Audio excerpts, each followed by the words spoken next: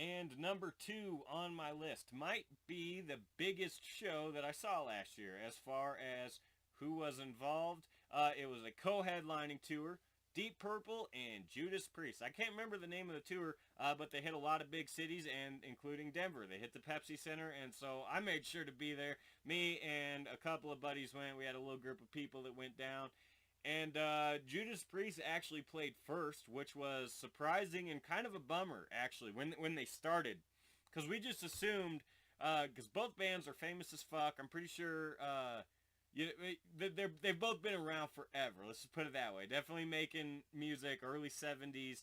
They've been around for a long time, so they both have huge fan bases.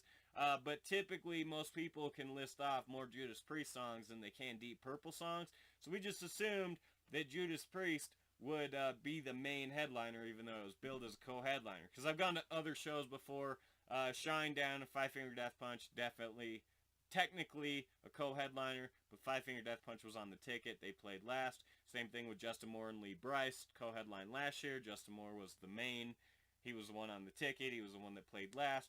But this, so we just assumed it was Judas Priest. So when they came out first, we were a little bummed.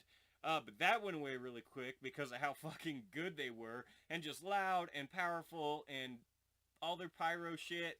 And I see pictures of Rob Halford all the time, but they must not be using current pictures, because he's a pretty popular figure in the world of rock music, as he should be. And so, like, every week or so, there's a Blabbermouth or a Loudwire article involving Rob Halford, and the pictures they use, I don't know. I guess I just didn't realize how old he was, because the dude's gray as fuck, and he's still killing it up there. And the rest of the band too, even though it wasn't the full lineup, because they had some lineup changes early in this tour due to illnesses and things like that, they still performed amazingly. And then and then Deep Purple came out, and they played a full hour long, solid set too.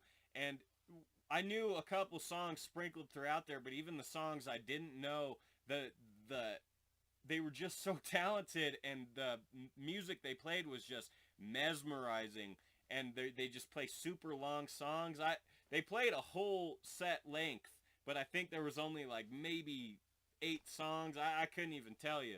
And then they ended with Smoke on the Water, and or no, they ended with Hush. They didn't play Woman from Tokyo, which did surprise me, but it didn't take away from the performance at all. I was just kind of listening, like, trying to hear, like, maybe if I heard any songs that I didn't know were theirs that I knew.